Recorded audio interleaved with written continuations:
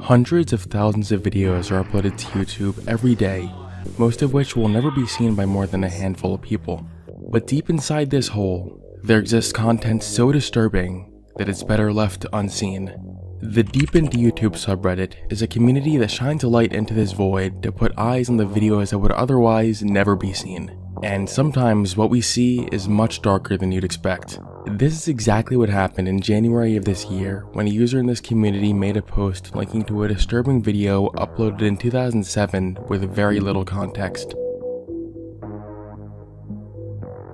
This video, titled 424242, depicts an old video recording with the timestamp October 12, 1995. At the start, nothing too out of the ordinary happens. The camera is just being pointed at a snow-covered truck. It isn't until a little over 30 seconds into the video that something shocking happens. Somebody steps into the back of the truck and lifts up some sort of cover to reveal a lifeless body lying in the back of the truck. The only context provided is the opening text, which reads, "The Tragedy of Iultin" in Russian, and the ending text, which reads, "That's how Iultin died." The description is similarly vague, just reading, "That's how it happens." The comments, as you'd expect, were initially filled with confusion. In one of the oldest comments on this video, someone asks the uploader for some more context. Keeping up this pattern of ambiguous responses, the uploader simply says, "It would take too long to go into detail." At first, it's tempting to assume this is some sort of ARG. After all, it has all the telltale signs. A grainy, ominous, contextless video, a mysterious, nonsensical title, and vague replies from the uploader. But I assure you, this is all very real. Looking further into this user's channel, we see a vast collection of other videos, most of which are completely unrelated to this event.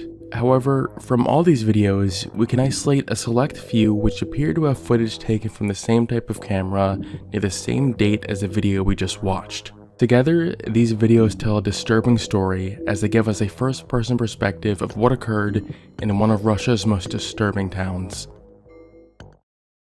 For this video, I tried reaching out to the uploader of these videos to find more info, but weirdly, I couldn't find much on him, which stood out because usually I can dig up US-based contact info in seconds. And then it hit me that the reason for that is because in the US, our personal data is literally everywhere. And if I can find it that easily, so can literally anyone else, including the thousands of data brokers buying and selling it every day. Now, technically, you can request data brokers to delete your data, but here's the crazy part. They're legally allowed to just buy it again and relist it. That's why I've been using today's sponsor, Aura, to help keep my data off those sites. With just one sign-up, Aura automatically sends removal requests to thousands of data brokers and keeps doing it so your info stays off those sites. But Aura goes beyond that. It also alerts you if your info appears on the dark web, provides real-time credit and fraud alerts, and monitors your identity 24/7. And if somehow something does happen, Aura includes $5 million in identity theft insurance protection. Honestly, it's crazy how much of your data is out there and how little you can do about it without a solution like this. Aura has definitely helped me relax knowing that I'm safe. There's no reason to leave yourself vulnerable when Aura exists. Try Aura free for 14 days at aura.com/ScareTheater. In those 2 weeks, you'll discover where your data is being exposed and sold. Now, let's get back to the video.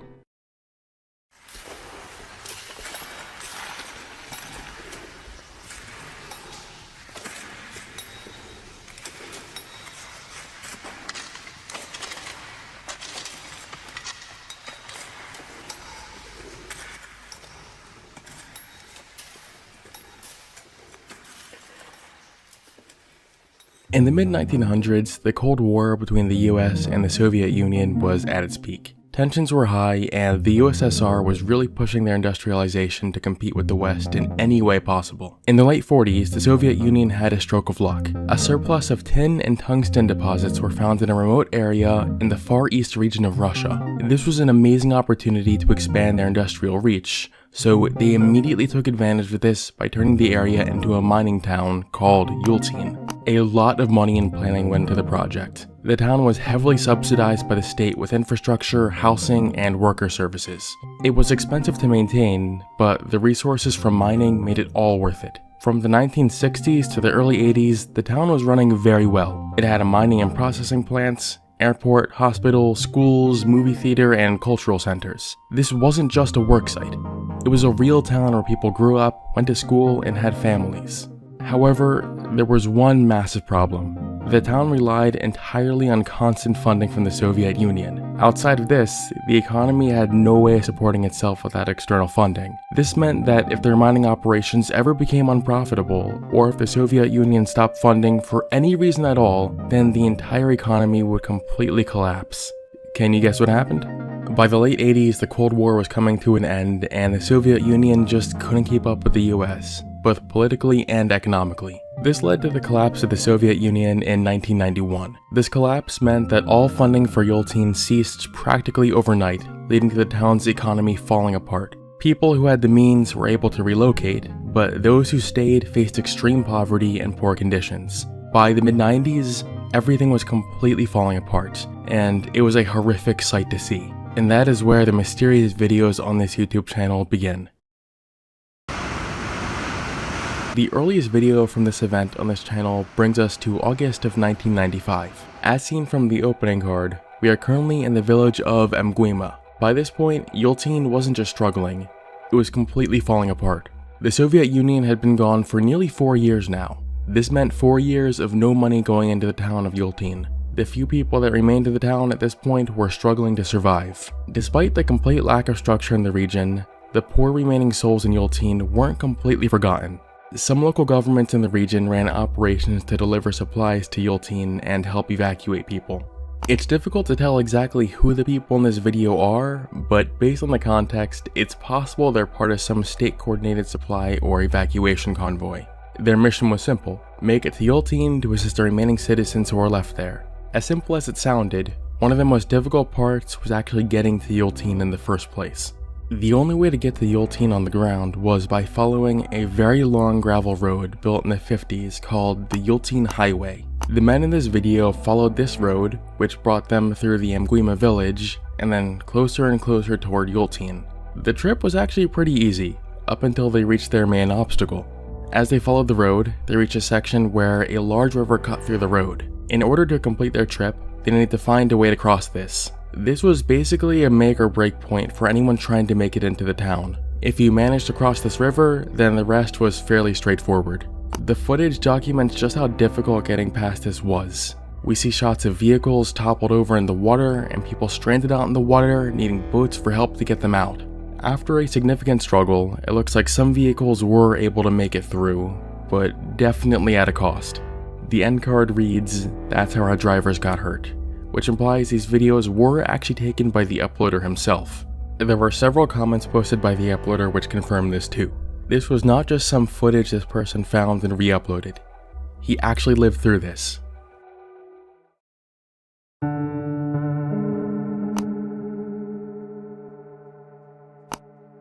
We already talked about this footage at the beginning of this video, but seeing how it fits into the timeline of events does help us understand it better. It was now October, and by this point, it would have been extremely cold in this region. Because of all the infrastructure in this town being shut down, winter sent all the residents into full survival mode.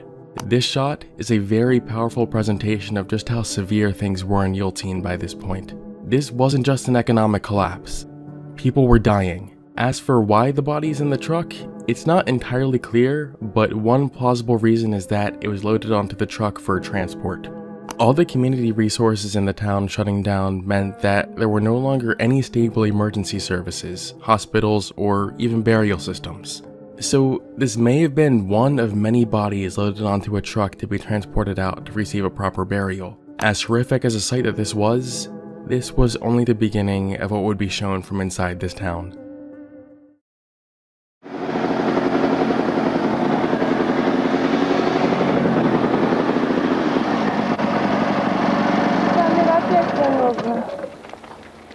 By 1996, most of the people who once resided in Iultin were either dead or evacuated. The once populated apartment buildings in the town now only housed a small handful of people. On one freezing winter night in January, the few Iultin residents left lay shivering in their beds trying to make it through the night, when suddenly the silence was broken.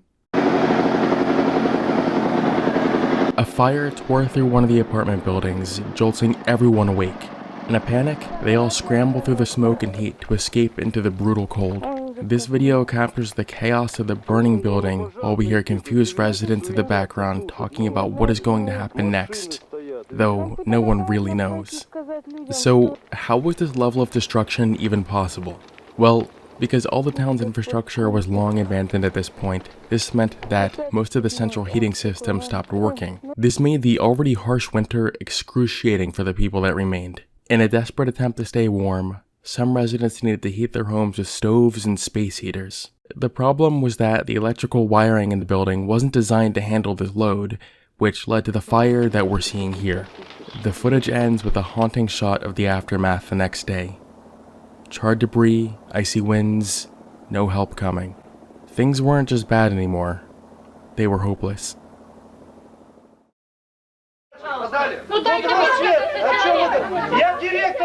When an entire town gets blindsided by its own government, you can bet your ass people are gonna be pissed.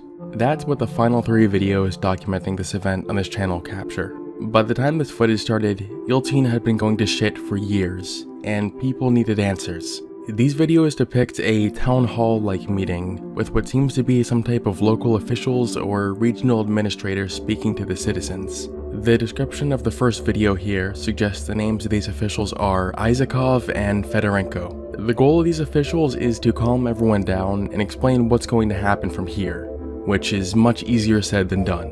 Many of these residents had spent their entire lives in Iultin, and now they're suddenly being told it's over. And worst yet, most of them weren't going to be receiving any sort of compensation or assistance. As you'd expect, the energy of the room is tense and chaotic. People shout over each other and accusations are thrown, including claims that the money for the town was being stolen or misused by these very officials. And as for the officials themselves, they don't seem to have many answers. The overall sentiment from the crowd is anger, sadness, and desperation.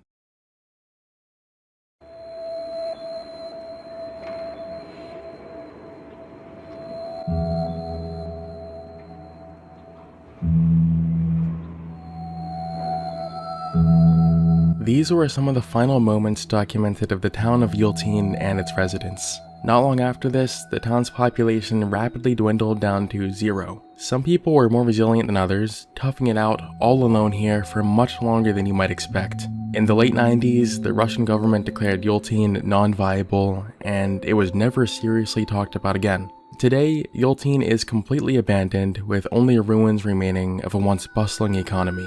The lifeless site is occasionally visited by urban explorers who have posted some beautiful photography of what remains. Out of context, these Iultin videos do appear to be extremely unsettling, but once you really step into the story and imagine what this person must have been experiencing while recording all of this, it's mostly just sad. A lot of people's core memories happened here, and unfortunately, a lot of people suffered immensely.